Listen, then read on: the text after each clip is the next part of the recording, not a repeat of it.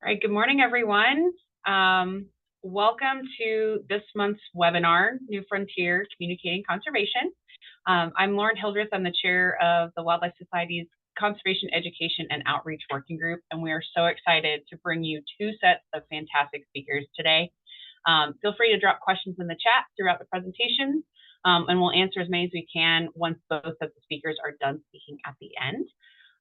So to kick it off, our first speakers are Jill and Karen with the Missouri Department of Conservation. Jill Pritchard is the statewide news service coordinator, where she passionately communicates the wonders of Missouri's natural landscapes and wildlife. With a deep love for nature, Jill is dedicated to fostering a connection between the public and the environment and promoting conservation efforts through engaging and informative media content. Outside of work, Jill enjoys being her parents' favorite child and rubbing it in her siblings' faces, of course. Now, Karen is the statewide marketing specialist, where she enjoys selling nature. She's dedicated to bridging the gap between people and nature. Her favorite focus is storytelling and creating messages that resonate and inspire people to make meaningful connections with the natural world and discover the experiences Missouri has to offer. Outside of work, she enjoys being a hopeful photography adventurer, spending time with a furry creature or two, hammocking, and eating really good chocolate. So I'll hand it over to Jill and Karen. Thank you, Lauren.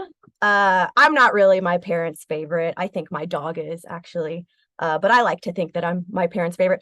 Yeah, very happy to be here with you guys today. Jill Pritchard with Missouri Department of Conservation, and Karen Hudson, Missouri Department of Conservation. And we're tag teaming the call today because my camera was not working. So luckily Karen and I like each other a lot, so it's all good.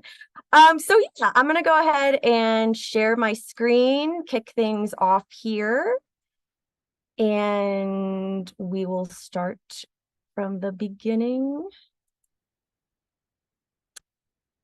Alrighty, so yeah, we are here to talk to you guys about our very fun Nature Boost podcast. It's MDC's communications project to reach new audiences. So very excited to talk about this with you guys today. So I guess during our first discussions, the communications team at MDC identified a few concerns with our audience. We know that nationwide hunting and fishing numbers are decreasing. What would you say? There's like 2 to 3 generations that don't have as many outdoor experiences, whether consumptive or non-consumptive. Yeah, especially starting with Gen X. And we know that this demographic faces a few barriers to getting outdoors, as far as mentorship, accessibility, time. MDC offers a variety of free events and programs all across the state, but we're seeing a lack of participation from that 18 to 34-year-old demographic.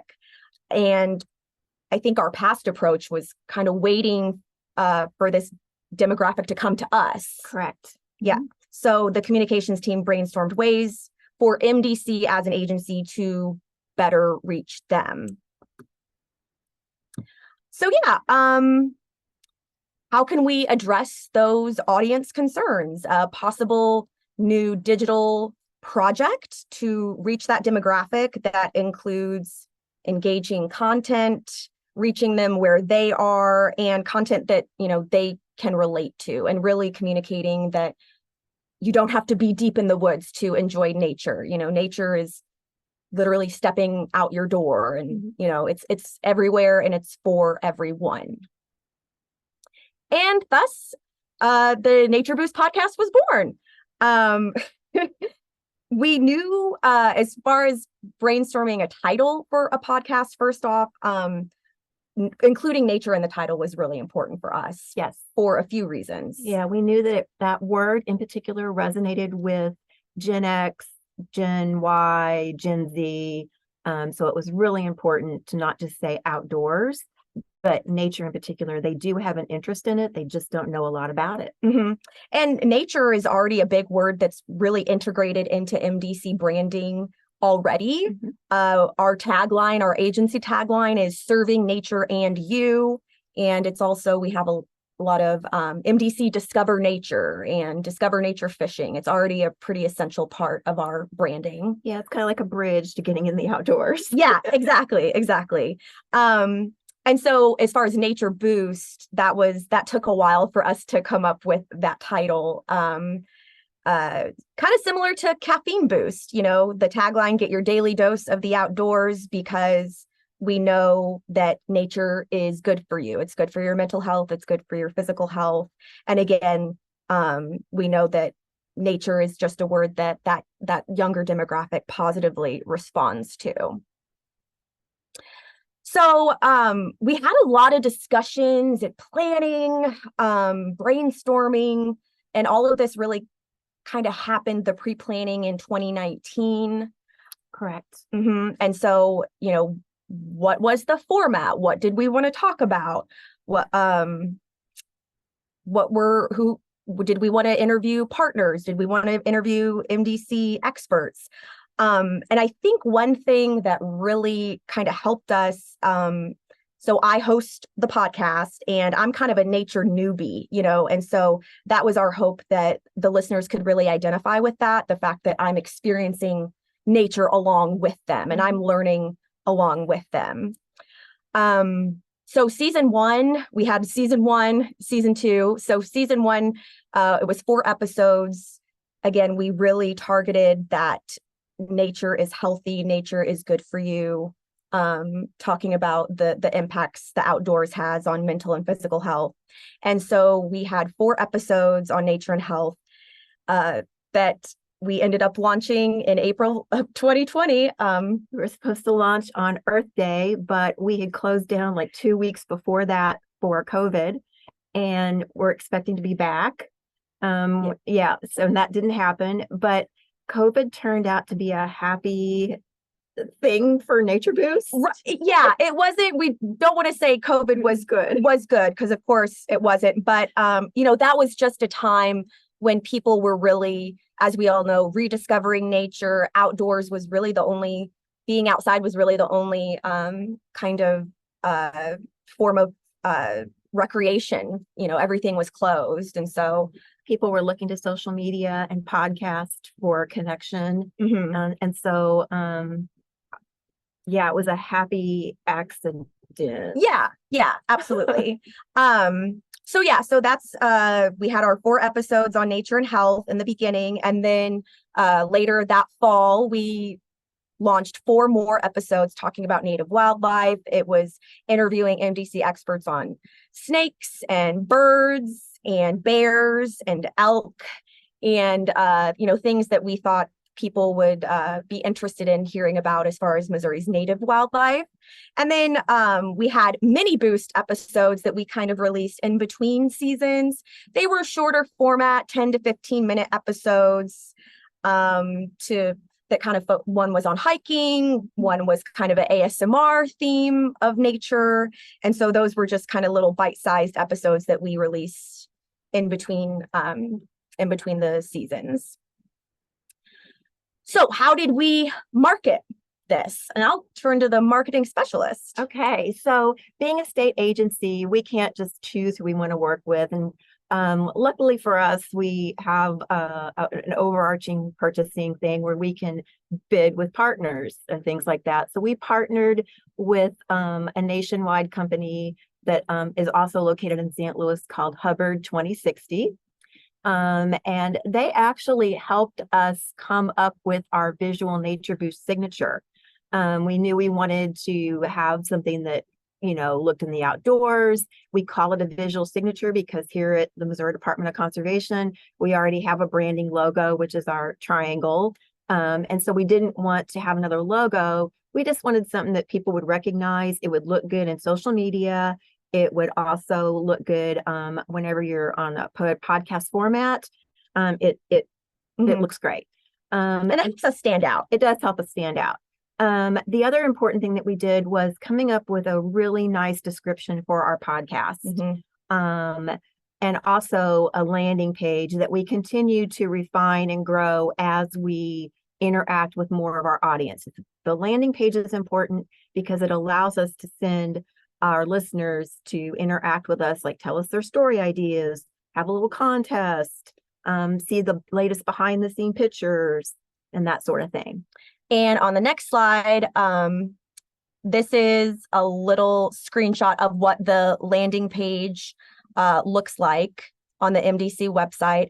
And I'm not sure if you're able to see it. It's a little blurry, but that is the podcast description. Interested in exploring the outdoors, but unsure where to start? It's as easy as stepping out your door. Join host Jill Pritchard from the Missouri Department of Conservation as she explores everything nature has to offer, from health benefits and wildlife viewing to outdoor recreation and unbelievable conservation stories. Subscribe and get your own nature boost.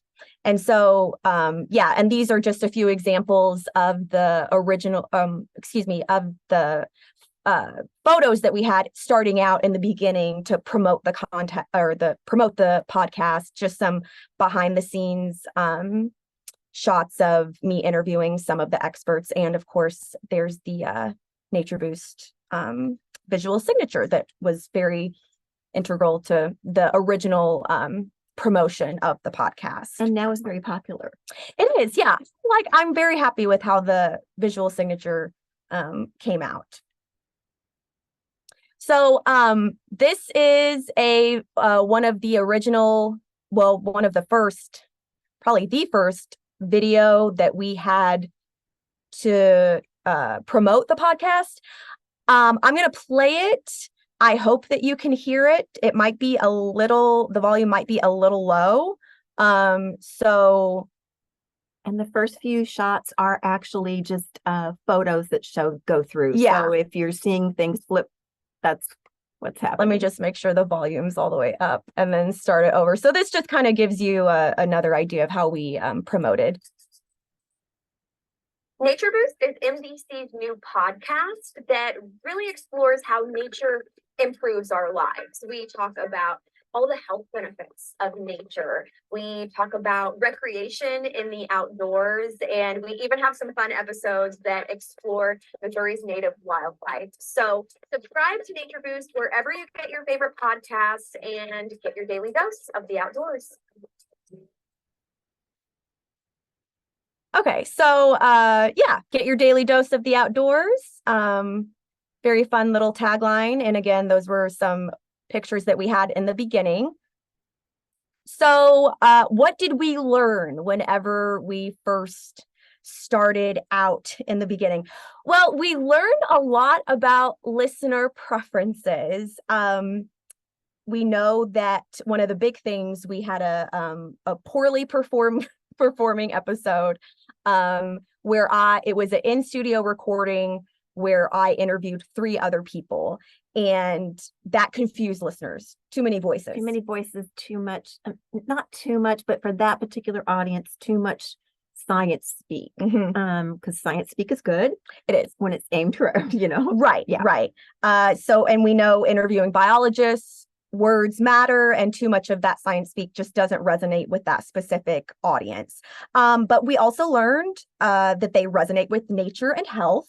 Again, kind of a pseudo benefit of launching during COVID. Nature was the only refuge.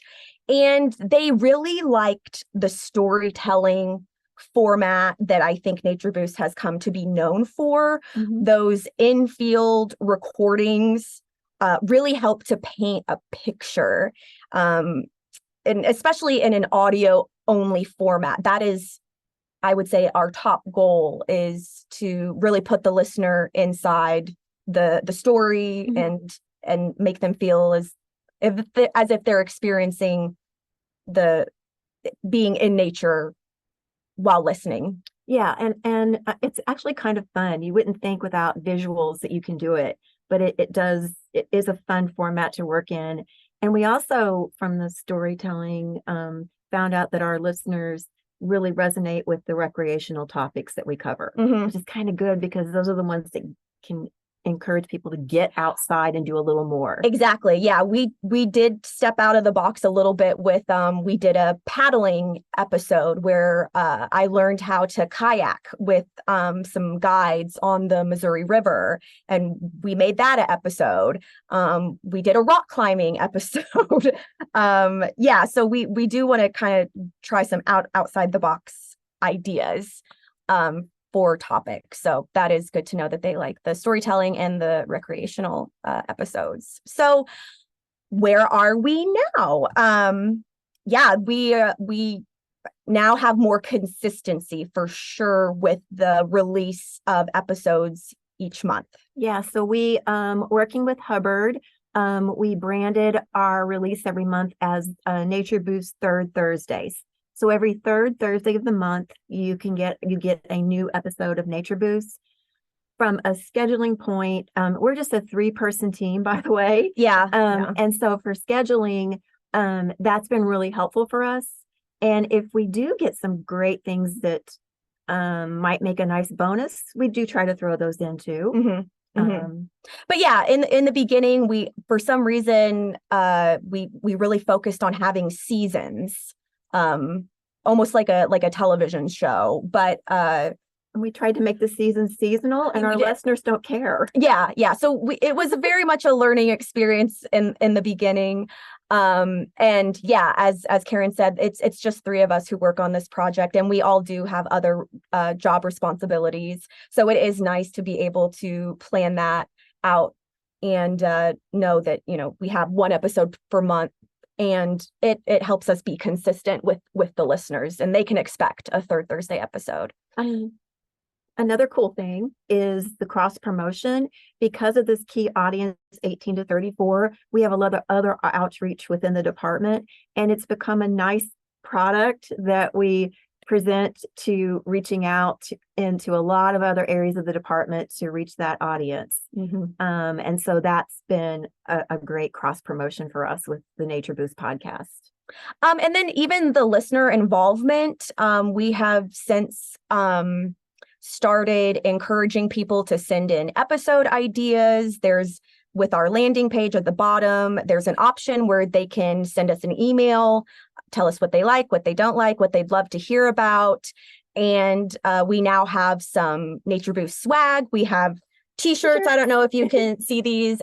This is a picture of the new sticker that we have, that on the back of it has some info about the podcast. And that's something that we can use to promote. And then also we give away to listeners as well. So. Oh, and then, okay, here is, so this is, again, just kind of where we are now. This is the bottom picture. That is just a behind the scenes image of that rock climbing episode that we referenced earlier, showing that on occasion, we do recruit a film crew to get some video components of episodes that we can use to promote them. And so that just shows an example of that. And then also there's our Nature Boost t-shirt with Sarah Kendrick. She was our former ornithologist. All of our guests get a t-shirt too. Mm-hmm. Yeah, absolutely. And then again, this might be a little hard of hearing, but this video on the left is just an example of what we've been doing with video content. So let me make sure. It's a game of like millimeters, even in climbing. Okay, you got this.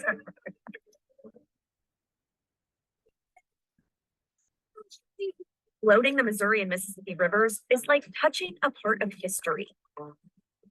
Total of 19 helpers. Got me led Zeppelin.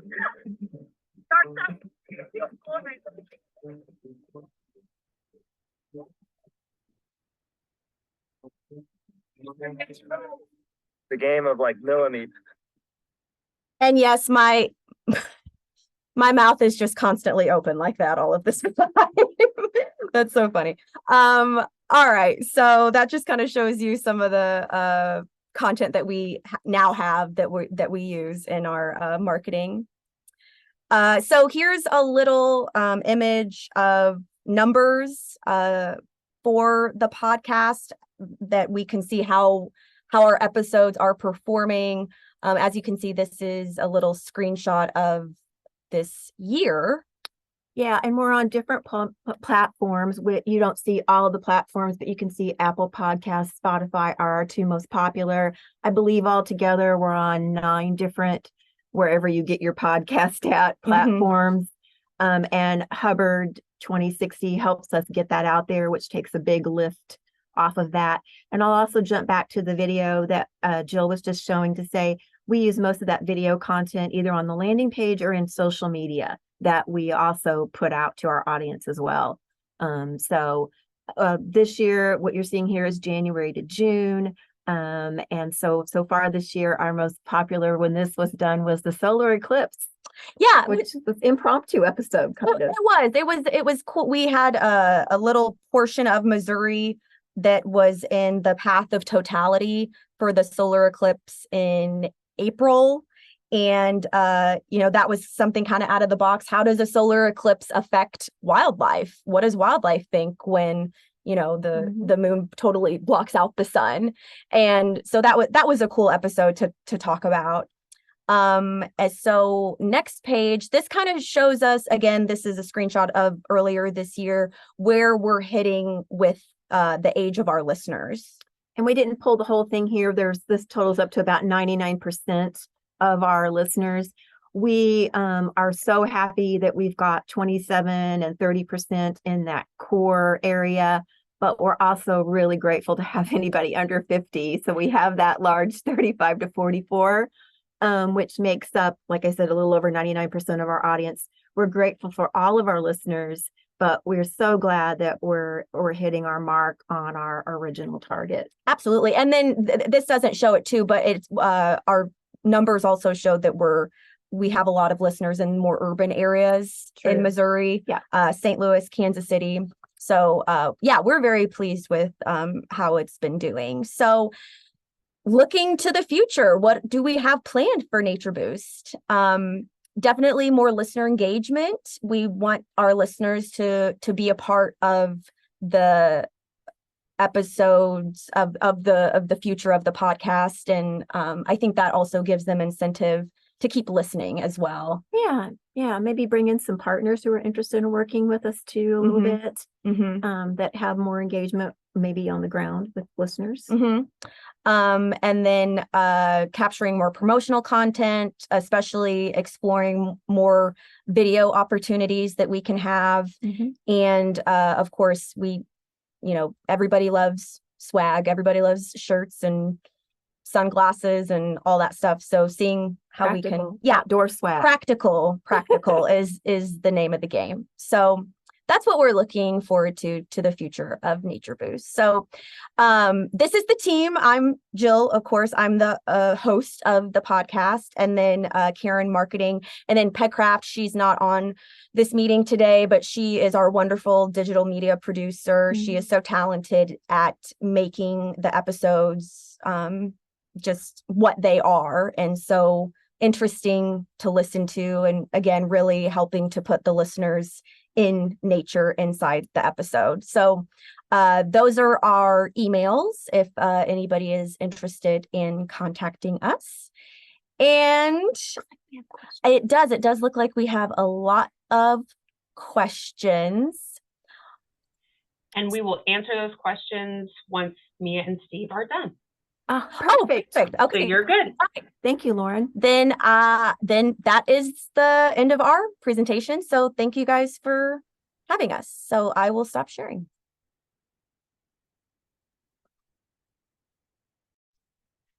Good morning or afternoon, everybody. I am going to introduce our next speakers. My name is Jennifer Summers, and I am on the board of the Conservation Education and Outreach Working Group. And I would like to welcome our next two speakers, Mia Hickey and Steve Swenson, who are with the Aldo Leopold Society.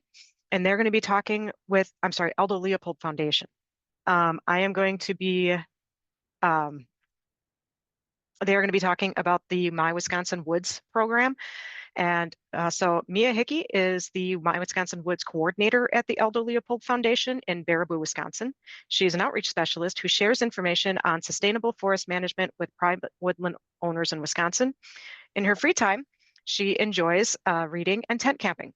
Steve Swenson is the program director at the Aldo Leopold Foundation and has provided leadership for My Wisconsin Woods since its inception in 2010.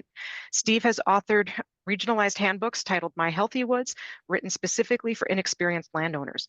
These award-winning handbooks have reached over 50,000 landowners collectively, owning 6 million acres in Kansas, Minnesota, New Jersey, and Iowa, and in Wisconsin. So without further ado, I would like to please welcome Steve and Mia. Thank you so Thank much you. for having us. I'm going to share my screen and get into presenter mode here. All right, Steve, does that look good to you? Looks good. All right. So again, hello. Thank you so much for having us. We're here with My Wisconsin Woods. And I'm Mia, and Steve and I will be kind of tag teaming our presentation today. So let's just get started. So what is My Wisconsin Woods? So we are a partnership based in Wisconsin between the Wisconsin Department of Natural Resources and the Aldo Leopold Foundation. And like we were introduced, we are on the Aldo Leopold Foundation side of things. So we serve private woodland forest owners and assist in them finding resources to start or continue sustainable forest management on their property. And we do this in two main ways, one of which is through our outreach efforts, which I will be focusing on primarily today, and Steve as well. But we also work to provide forester property walkthroughs through the Department of Natural Resources. So for our outreach efforts, some of the things we like to share are information about invasive species, forest health, wildlife, local events, forest management plans, and professional forestry advice. And then you can see here on the screen, this is just an example of one of our Facebook posts we shared about wild parsnip. And then to the right, you can see this is a forester doing a property visit with a private woodland landowner. So a forester will come out to a woodland owner's property and walk their woods with them and help them determine next steps or a plan for further management on their property, really working with the goals of the landowner and what they see the future of their property being. And this is a free service with no strings attached. So it's really great just for landowners to kind of get their foot in the door and learn more about what they can do at their property. So that's kind of who we are. So next I will turn it over to Steve to discuss audience and behavior change. Thanks, Mia, and thank you, Jennifer, for the nice introduction. Great to be with everybody today. When we started this project in 2010, the intent was to bring new people to sustainable forest management. And we define sustainable forest management as anything from controlling an invasive species on the property all the way to a timber harvest and everything in between. And you can imagine from a landowner's perspective how challenging it can be to be introduced to the NRCS, Natural Resources Conservation Service, Wisconsin Department of Natural Resources, Rough Grouse Society, Aldo Leopold Foundation, Trout Unlimited. Everybody and many more can step foot on property, give people ideas, and then just sort of let them go. And it is very confusing for the landowner.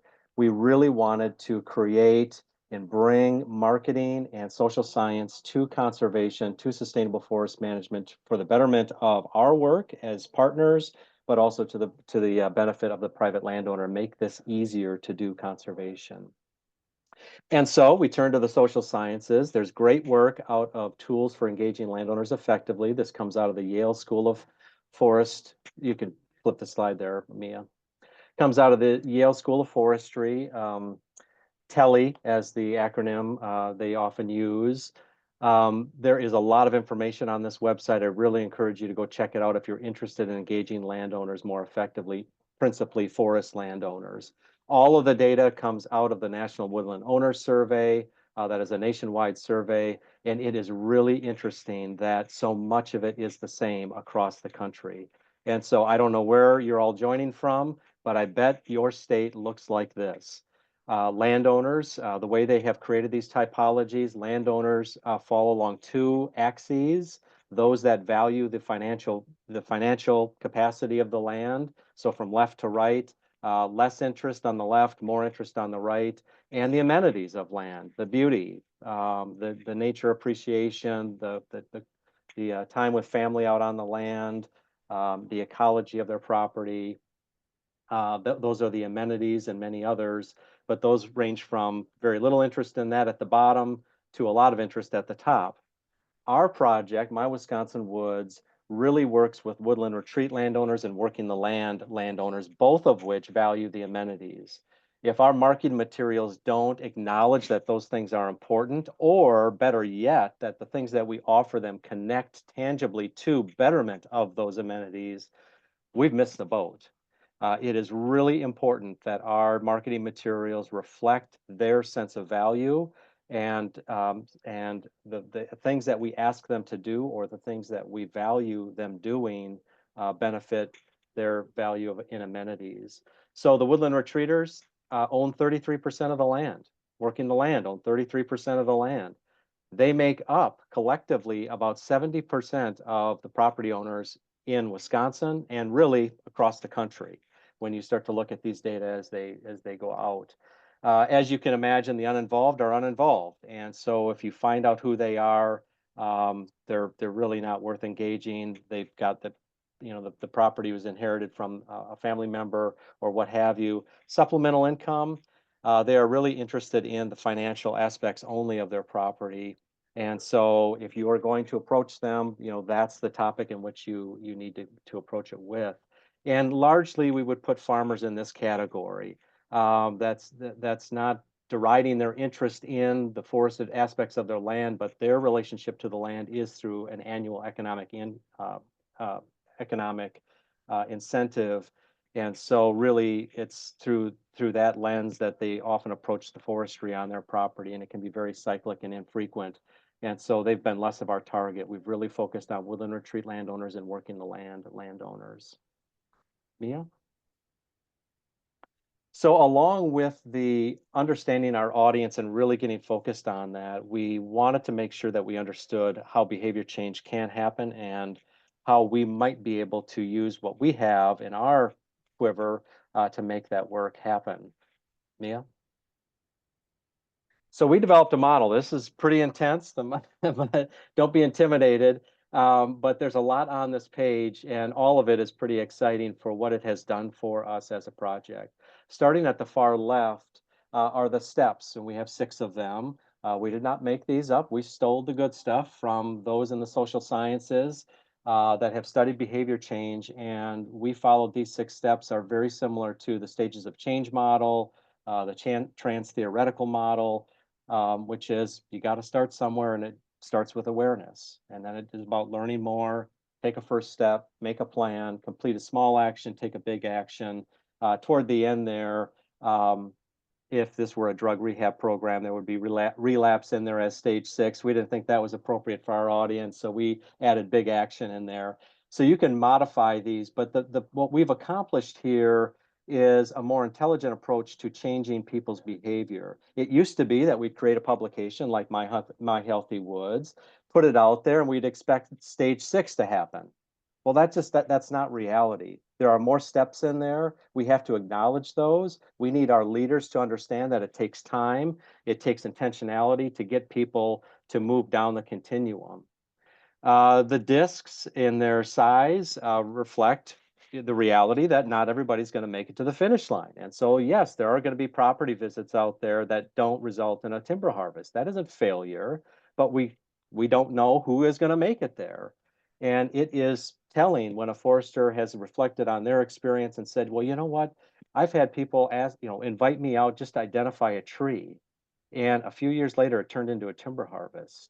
You just never know when awareness of some simple little thing and revealing the mysteries of the land lead to something bigger and that squarely fall within sustainable forest management. And so we have our actions in there. And as we started to put these down on paper, what they would mean for a landowner, the buckets of work started to emerge. So on the far right, we have acquisition, and how acquisition, actively acquiring new landowners, turns into cultivating those landowners. And when we cultivate them with plans and management ideas, it can lead to implementation. And what was really fun is, as we had partners around the table, acquisition is something that the nonprofit world, the associations, are really, really good at. We're a non-threatening, non-governmental organization, do-gooders, in the minds of the landowner, and could be a very safe step and introduction to sustainable forest management for landowners. We're really good at the Aldo Leopold Foundation, through My Wisconsin Woods branding, very good at acquisition. Cultivation, perfect for the government, perfect. We have a forester in every county, at least one in Wisconsin. We're blessed with that. They are able to go out there and create a personal walkthrough for that landowner, demystify the land, and get them started with a plan. They are responsible for getting cost share out on the land through great programs like EQIP, and Wisconsin has the Forest Landowner Grant Program.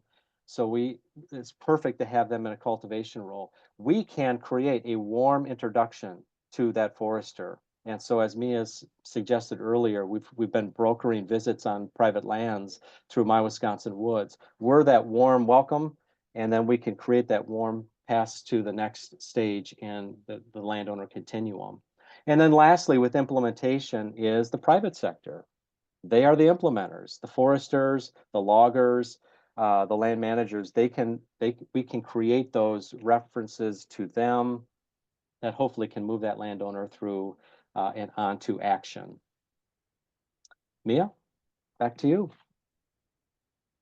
Okay, thanks, Steve. So based on that, I'm now going to be talking about some of our intentional communication strategies that help landowners to take one of those steps depending on where they are kind of in that continuum. So I'm going to be talking about our Facebook page and e-newsletter, which are our two primary modes of communication. And one of the ways that we are intentional through our communication is with constant communication. So on our Facebook page, we post roughly 2 to 3 times per week. And this is the only platform for social media specifically that we are using, just because of those landowner demographics and knowing our audience.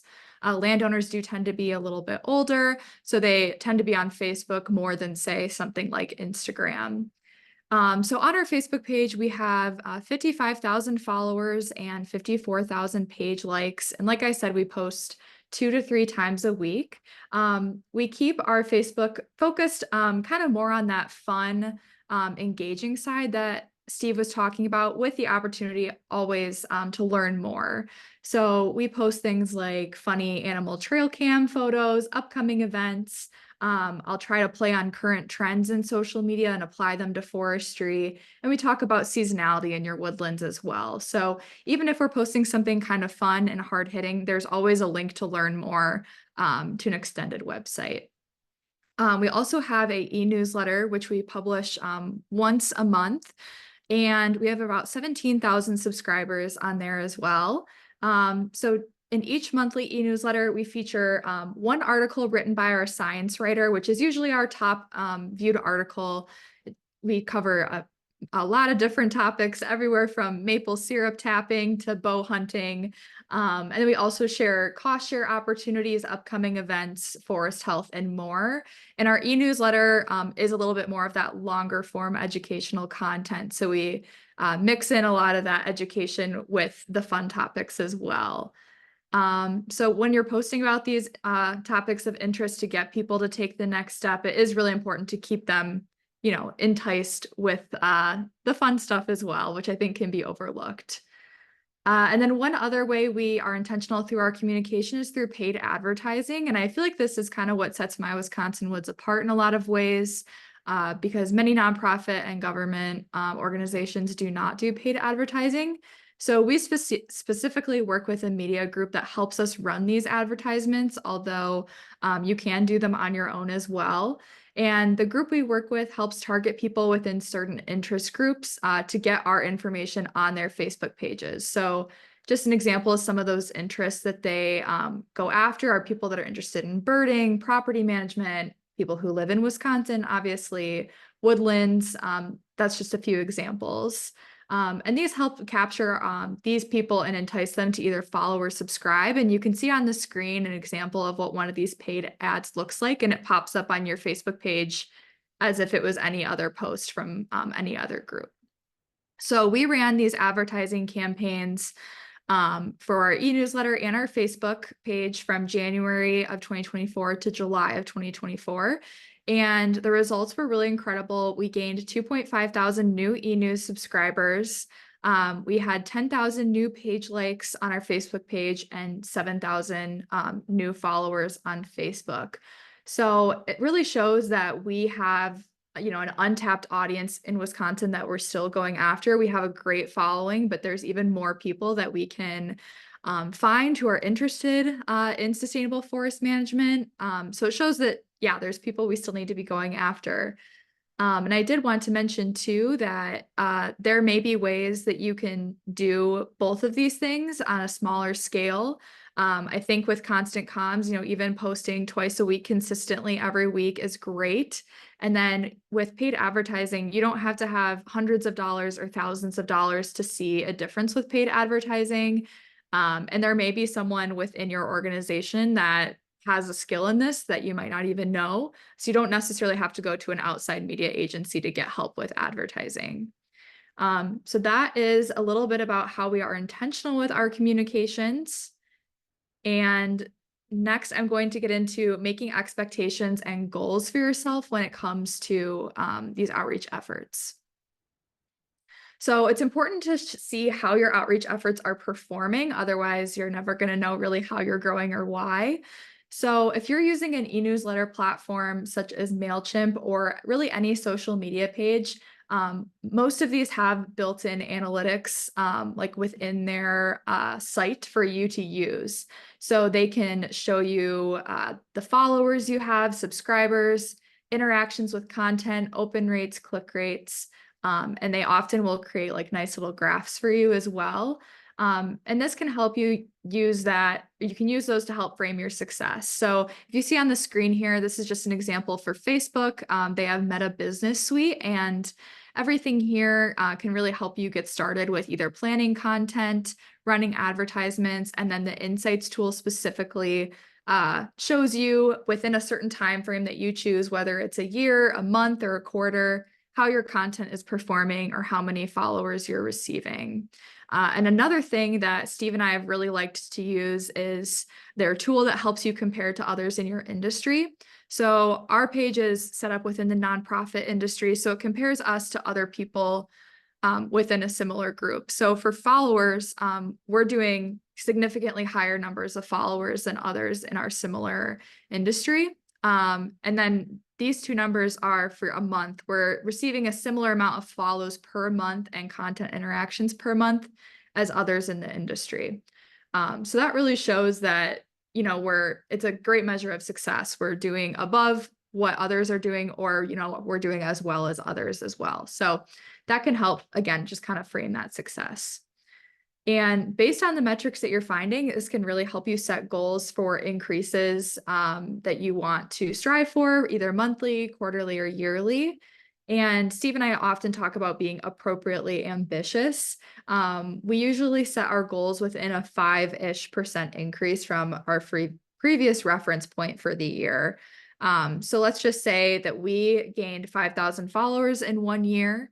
5% of that is 250. So maybe for the next year, we have a goal of having an increased number of 5,250 followers. So we obviously want to look towards the future and grow, but we also want to frame, that success doesn't happen overnight and there's a lot to learn. This also provides an easy way to show success and growth to those who may not be working within social media on your team, or those who are not familiar with other outreach tools, because hard numbers don't lie and everyone understands that. So it can show also too when things aren't working, and can be really good feedback for you if like a certain type of post isn't working well, or maybe a certain article on your e-newsletter wasn't clicked on super significantly. It just helps show what your audience is interested in and maybe what they aren't interested as well. So this really just shows that you don't necessarily need to reinvent the wheel or spend hours on your own making content reports. There are built-in tools for you. And if you're not using one of these tools, this is just some inspiration to give it a try. And it really helps set your goals, but also really just see where you are. All right, so we hope this was helpful. And if you want to see more of what we share and how we share it, whether you're in the forestry or private lands world, you could give us a follow on our Facebook page or subscribe to our e-newsletter and see what content we're posting. But just wanted to say thank you again from Steve and I for having us, and we'll turn it back over to the hosts.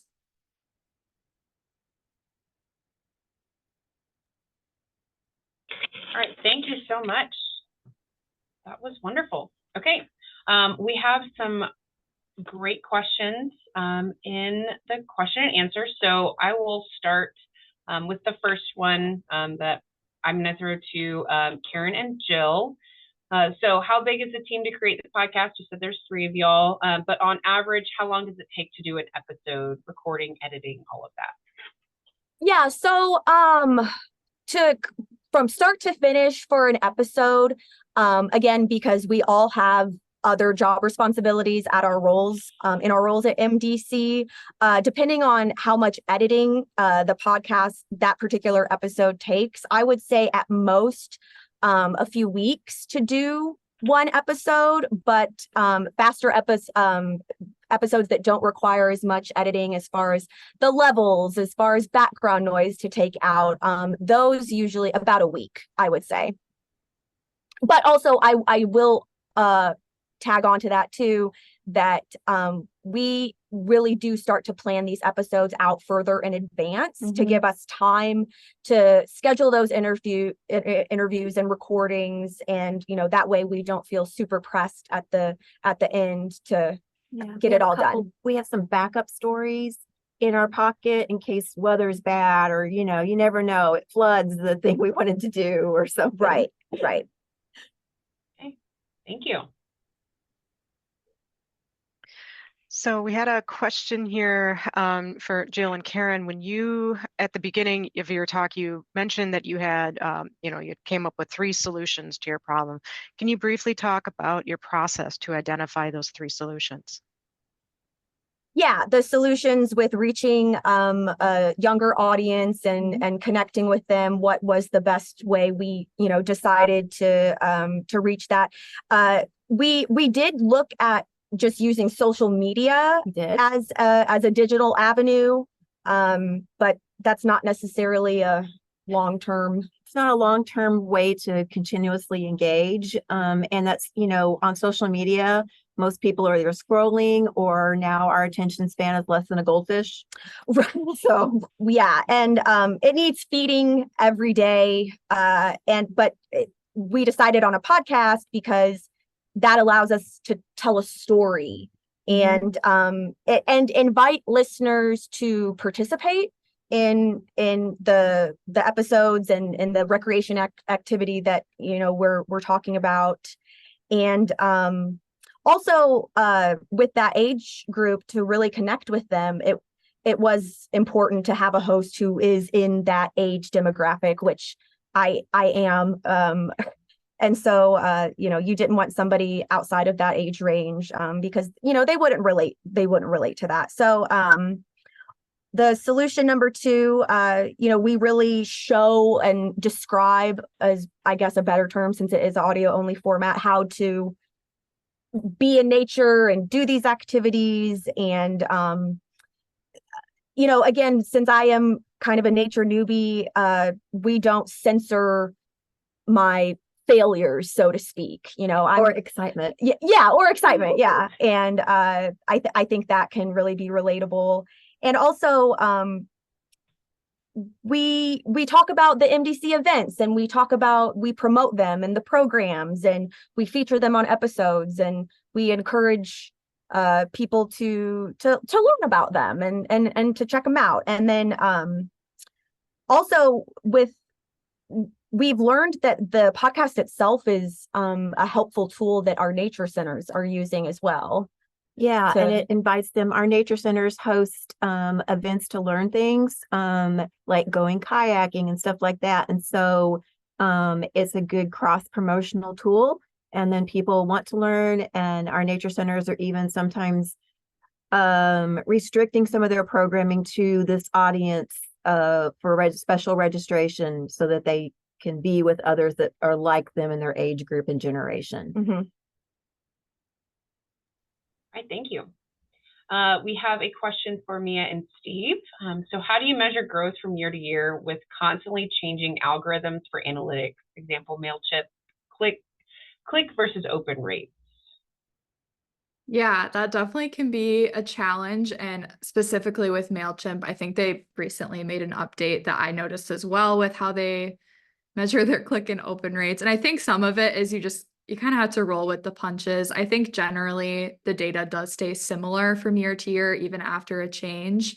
But like the most consistent things, that don't change are like the number of people subscribing, the number of followers.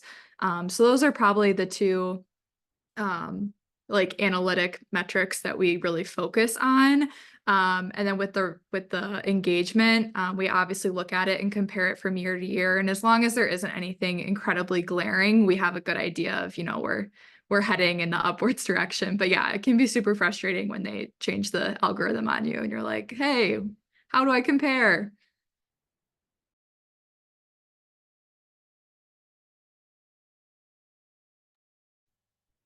So another question for Karen and Jill.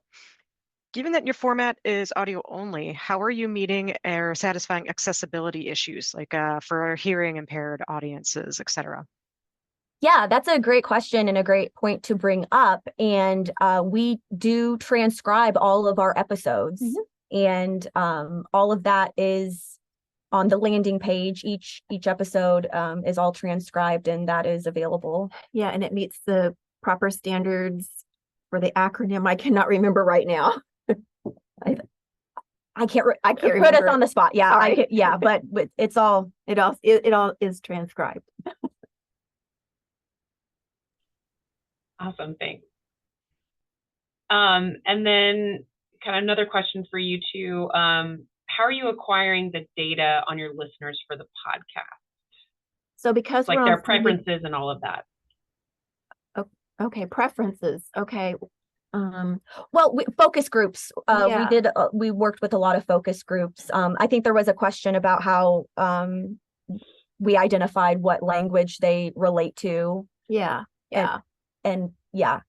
So we did that research through focus groups, but as far as getting the numbers on, we worked with Hubbard. We worked with Hubbard 2000 because they have a much bigger breadth of what's out there beyond our own focus groups too. So we worked with them to get that, and it was very valuable. Well worth it. Yeah, absolutely.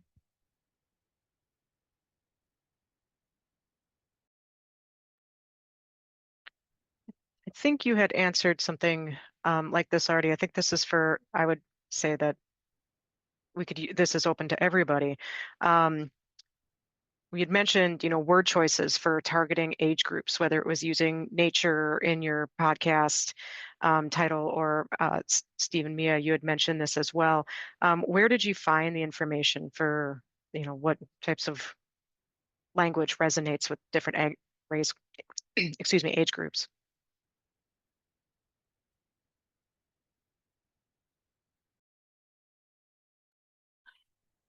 With the focus groups, we learned what their preferences were, and words that the language that they identified with and had a positive response to.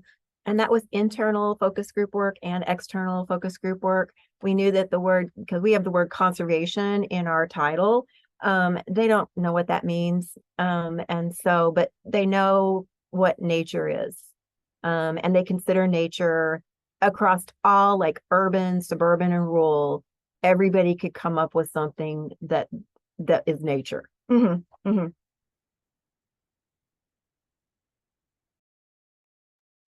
For my Wisconsin Woods, again, going back to the Yale School of Forestry and other partners out east, there was the Sustaining Family Forests Initiative, and they did some focus groups. This is now dated many years ago. However, I'm sure the language has not changed much because the overarching ethos of the language with private landowners is keeping it folksy.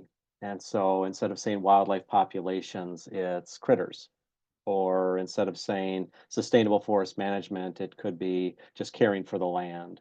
So we, in general, would mirror what you're hearing from Karen and Jill, which is the science speak, keeping that to a minimum. And if the information or the word is really important, defining it immediately, or otherwise removing it.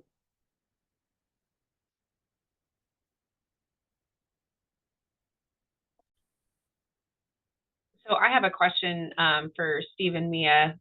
So from kind of that long-term kind of work you guys have been doing with My Wisconsin Woods, like what is one interesting kind of like, I don't want to say failure, but what's something that you really tried and you're like, this is going to be great. And then it just completely, fell flat, but learned a great, lesson from that experience. Well, I've only been in this role for about a year, but I can share one experience. And I think anyone who works in social media or outreach will identify with this, but just like always, double checking your sources. Everyone makes mistakes, but there's been an occasional time where I identified a plant wrong, and the people in the comments definitely told me that, that wasn't right. And that's okay, because it actually ended up being a really good learning experience, and, updating the post with the new the new information. But yeah, you can think that you are spot on and someone will correct you, and that's okay, but that happens to everybody. From my standpoint, partnership is one of these things that we all have to say and, make overtures to make happen. And usually it's tied to a grant, and then the grant ends and the sort of the shiny new work is over and we can go on to the next one. So I'm most proud that this has actually lasted for this many years because I'm absolutely convinced we don't need different products on the shelf necessarily. The tools and the techniques change over time. I get that, but professionals out on the land with landowners, workshops, field days, cost share, those are time tested. People that participate in those love those. And so it was about not coming up with new ideas and new products on the shelf, but more how do we bring new people to this? And so when we first started, we had, like 15 partners around the table, and holding that collective over that many years has proven to be almost impossible. And yet, I'm absolutely convinced that this branding, marketing, speaking to people where they're at, trying to create a welcome that Jill and Karen are really trying to create, we're trying to create, is super, super important. And that requires this duration over time, I think, to be really successful. You can't build that overnight. And when it burns out, I think people, again, have reason to lose faith in the conservation community. Like, oh, God, no, now it's a new program I got to learn, or I got to develop a new relationship. So that's been the hardest piece for us, I think, is to keep those relationships. And it's really why, again, a testament to the Wisconsin Department of Natural Resources, because they have been here since day one and continue to be a stalwart on this and see the value in maintaining these relationships over time, because they know bark identification can turn into a timber harvest some year down the road. And as we're reminded, we're not always creating behavior change, but we're hoping to be there when the landowner chooses to make a decision. There's a difference there, that they're still in control of when they create that change in their own work. We didn't necessarily create it, but we changed the frame at which they use the next time they make a decision. And so I think that's the piece we're most proud of, and it's the most challenging. It's proven the most challenging is partnership. Yeah, I can definitely understand that. All right, well, we are right on the top of the hour. So thank everyone for being with us today. Steve, Mia, Karen, and Jill, thank you so much for your time, for your insight. This was a really great discussion. So thank you all.